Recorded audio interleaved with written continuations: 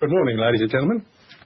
As the time is 10 a.m. here in Brisbane, on behalf of the RPM board, I'm pleased to welcome everyone here in person today and those joining us online to the scheme meeting of RPMGlobal Holdings Limited. My name is Steve Baldwin and I'm Chair of the Board of RPM. As we have a quorum, I now declare the meeting open. This scheme meeting has been convened by an order of the Federal Court of Australia made on 17 November 2025, pursuant to Clause 411, subsection 1 of the Corporations Act. The sole item of business for today's meeting is consideration of the proposed acquisition of RPM by Revolution Holdco Pty Limited, an entity ultimately owned by Caterpillar, by way of a scheme of arrangement at $5 per RPM share. Before we get started with formal proceedings, I will just go through a few administrative items. In the unlikely event of an emergency, representatives from Baker McKenzie will assist us to evacuate the meeting room in accordance with the required process. Bathrooms are out in the corridor near the lifts. Today's meeting is being held as a hybrid meeting, both in person, here at the offices of Baker McKenzie in Brisbane, and also via the Computershare platform. For the shareholders joining us online, you may participate via the online platform from your computer, your smartphone or your tablet by entering the URL detailed in the notice of meeting into your browser.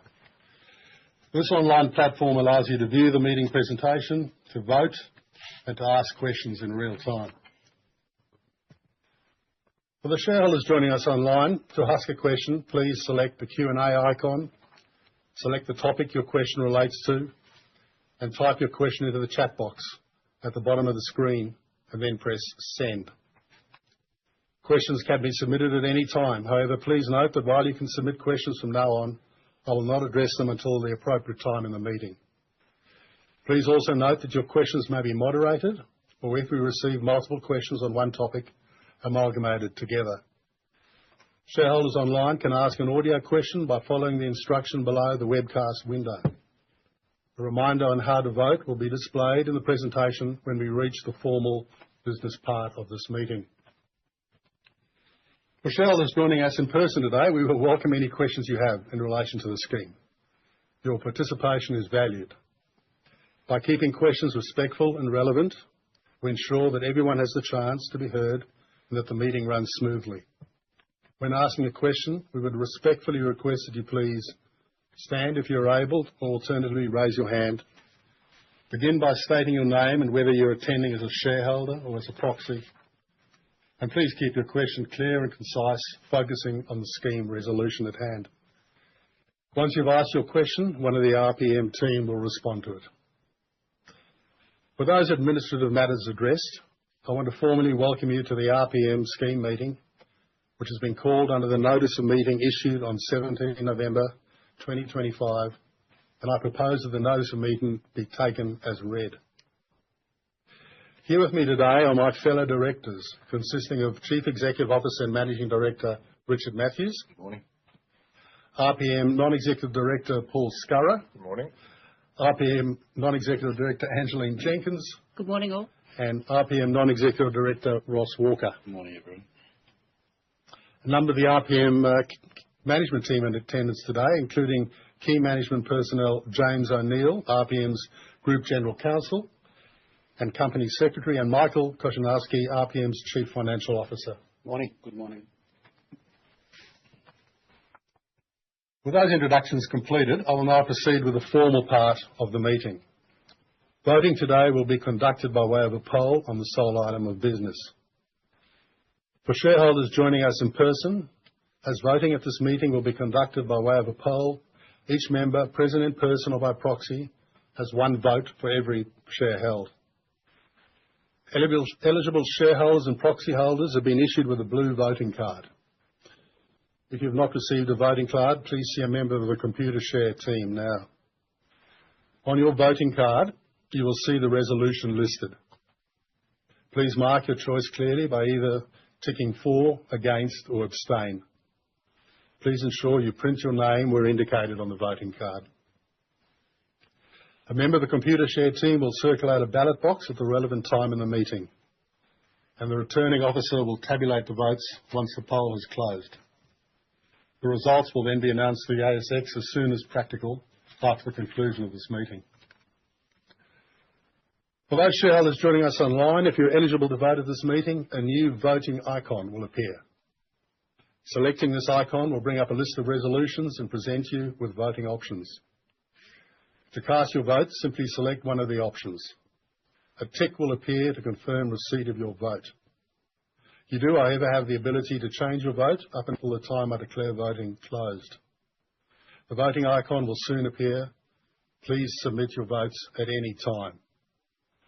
I will give you a warning before I move to close voting towards the conclusion of today's meeting. I now declare the poll open for all shareholders, both in person and online. The poll will remain open until the conclusion of the meeting, and I will provide members with notice of when the poll is about to close so that all members have the opportunity to cast their votes. Turning to the scheme resolution. The sole item of business today is to consider, and if thought fit, to agree to the scheme of arrangement with or without amendment or any alterations or conditions required by the court to which RPM and Caterpillar agree, that's proposed to be made between RPM and RPM shareholders, referred to as the scheme. A copy of the scheme and a copy of the explanatory statement required by Section 412 of the Corporations Act in relation to the scheme are contained in the scheme booklet, which has been available here, distributed to shareholders attached with the notice of scheme meeting on 17 November 2025.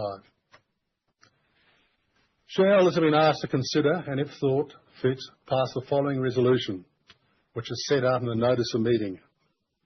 I will now read out to this resolution.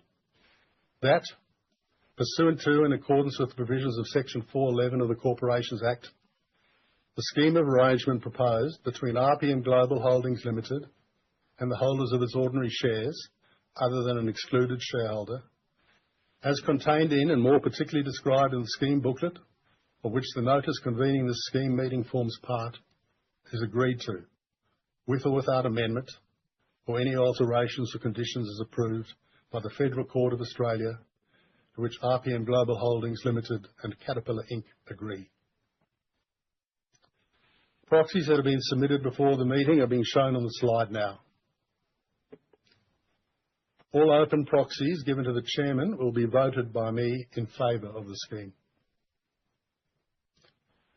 Your directors recommend you vote in favour of this resolution.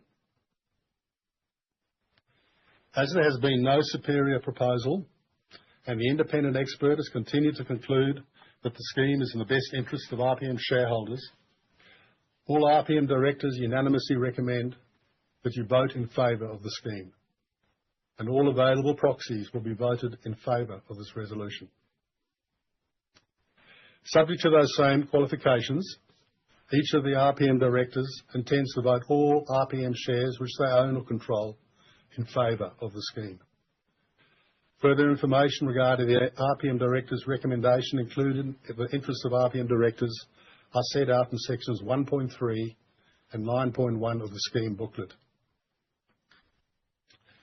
For the sake of absolute clarity, I confirm that RPM has not received a superior proposal, and the independent expert has continued to conclude that the scheme is in the best interest of RPM shareholders. The RPM directors consider that the scheme provides an opportunity for RPM shareholders to realise the immediate and certain value for their RPM shares at an attractive price. The reasons why shareholders may vote for or against the resolution are set out in detail in the scheme booklet. However, as mentioned, the RPM directors consider that the advantages to RPM shareholders of the scheme proceeding outweigh the disadvantages, having regard to the significant premium and the certainty of value and cash proceeds, contrasted against the future risks and uncertainties associated with the RPM business if the scheme does not proceed. For the proposed scheme to be binding in accordance with Section 411, subsection 4a of the Corporations Act, the scheme resolution must be passed by, unless the court orders otherwise, a majority in number, more than 50% of RPM shareholders, other than an excluded shareholder, present and voting either in person or online or by proxy, attorney, or in the case of corporate RPM shareholders, by body corporate representative at the scheme meeting, and also at least 75% of the votes cast on the scheme resolution at the meeting by RPM shareholders other than an excluded shareholder, present and voting either in person or online or by proxy, attorney, or in the case of corporate RPM shareholders, by body corporate representative. As can be evidenced by the proxies received prior to today's meeting, there's overwhelming support from our shareholders. I note that following the shareholder vote, in accordance with Section 411, subsection 4(b) of the Corporations Act, to become effective, the scheme must be approved by the court, and all other conditions precedent must be satisfied or waived if capable of waiver. The conditions precedent include regulatory approvals by the Foreign Investment Review Board, the FIRB, and the Australian Competition and Consumer Commission, the ACCC. Further information about the conditions precedent to the scheme becoming effective are set out in the scheme booklet. I wanted today to take the opportunity to provide an update on the status of the regulatory approvals. FIRB have requested an extension through to 15 January 2026 to review and approve the application. The monetary value of the transaction requires approval from the Treasurer under the current FIRB monetary threshold rules, and the FIRB's request for additional time reflects the expected time to obtain that approval with the Christmas disclosure period. With respect to the ACCC, as per the announcement that was made to the ASX yesterday afternoon, 18 December, the ACCC has provided clearance through their written determination that the ACCC will not oppose the transaction. Accordingly, if the scheme resolution is passed by the requisite majorities at today's shareholder meeting, completion will remain subject to FIRB approval being obtained, as well as final approval by the court. The company will make an announcement to the ASX platform to update shareholders further in respect of the FIRB approval once that approval progresses. If the scheme resolution is passed by the requisite majorities and the other conditions of the scheme, other than approval by the court, are satisfied or waived where capable of waiver, by the time required under the scheme, RPM will then apply to the court for the necessary orders to give effect to the scheme. In order for the scheme to become effective, it must be approved by the court, and an office copy of the orders of the court approving the scheme must be lodged with ASIC. The timetable for those events is set out in the scheme booklet, and if all proceeds as planned, the implementation date for the scheme is expected to be 18 February 2026. The board would now be happy to take any comments or questions you may have in relation to the scheme. Firstly, does anyone in the room with us here today have any questions they would like to ask?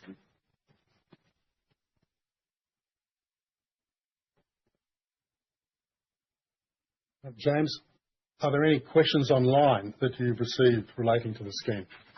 There are a couple, Steve, which I'll work through in order now. The first question relates to the ACCC approval. The question was, why did it take the ACCC until yesterday evening to grant its approval for the deal? Was there a risk that the scheme meeting today was going to have to be delayed? And which areas of market power were the ACCC most concerned about? The question asks, is the company aware of any customers who are concerned with the market power that Caterpillar will have once the takeover is completed? You have to answer that? Sure. So the ACCC approval came through yesterday within the required timeframe that the ACCC has to consider the matter. It's a regulatory timeframe. There's nothing that was of concern to the ACCC in terms of why that came through last night. We're obviously appreciative that it came through in time for the scheme meeting, but there was never a risk that the ACCC approval would have delayed today's meeting. If it was indeed not received last night, it would have come through after today's meeting, and we would have made the necessary disclosure as we did with FIRB. The reasons for the ACCC's review are actually set out in their response. It's available publicly on the website, so I'll refer the shareholder to that for their questions as to the areas the ACCC were concerned about. In terms of the point about customers who are concerned with the concentrated market power, that's something that the ACCC looked at. Again, I'd refer the shareholder to that reasoning that's been made available by the ACCC. Thank you, James. Was there another question? There was. Thank you for disclosing the proxy votes early to the ASX along with the formal addresses. The question was, why is only the share metrics disclosed and not the number in terms of a head count? Was there a material opposition in terms of head count? Is the 50% support requirement likely to be comfortably achieved? And what sort of campaign did the company run to get the vote out amongst retail shareholders? If you may. So the number of shareholders that voted by proxy is clearly disclosed on the screen in front of shareholders now, 854. Obviously, the headcount test is a combination of proxies before meeting as well as those in attendance physically and online. So the actual headcount test is only available to be disclosed post-meeting. Fair to say, based on the proxies, we had less than 3% of number of shareholders vote against the resolution, so we're pretty safe on the 50% based on the proxies received. The company ran a campaign using Georgeson's to assist with making sure that shareholders were aware that the scheme meeting was on. There was also a telephone number that shareholders could contact if they had any questions during the period. Thanks, James. Third question. Historically, the company hasn't published a direct link to the webcast for AGMs on its website. The request was, could that occur post-meeting for the scheme for those who weren't able to turn in live? And are we even recording the meeting? Yes, the meeting's being recorded and no problems providing access via the website. And last two questions are actually two different holders, Steve, but they are linked. It is based on the intentions of Caterpillar post-completion relating to employees predominantly. So the questions in a linked way are, has Caterpillar expressed intentions regarding the structure of the business post-acquisition? Will RPM remain as independent post-acquisition? And are there any concerns relating to job losses, including in respect of head office functions post-completion? Richard, do you maybe want to answer that? I don't want to speak on behalf of Caterpillar, but the indications, the discussions I've had with them is that they would keep this as an independent company. They're very keen on the voice of the customer. We have a very strong focus on the customer, as they do. And there's no expectations of job losses at all. They're very keen to keep all of the staff. They value the staff, and they have their, I guess, cultures and values are very, very similar to ours. I think they're a great acquirer for the business, both in terms of the employees and the products going forward. So. Perfect. And that was the last question on the portal, Steve. Thank you, James. Okay, as there are no further questions, I move that the scheme resolution now be put to shareholders for voting. I will shortly close the voting system to allow the company's share registry to finish tallying the votes and the proxies. I will pause and provide all shareholders online with approximately 30 seconds to finalise their voting, and a member of Computershare will now collect the voting cards here in the room.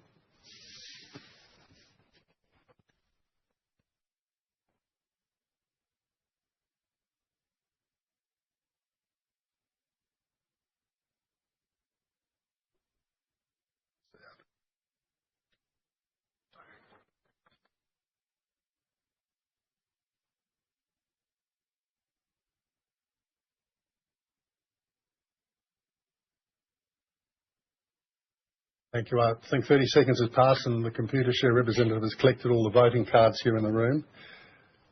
I now declare voting closed. Before I move to close the voting, shareholders are invited to ask any further questions via the platform or to raise any other business which may lawfully be brought before the meeting. James, are there any other questions online? No other questions in the room?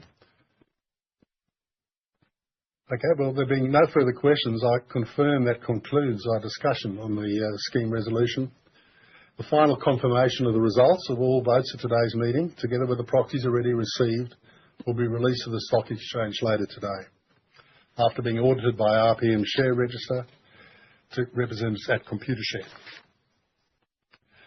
Before formally closing the meeting, I would like to thank our shareholders, both in the room and online, for supporting the company and for all your support of the board and the management team over the years.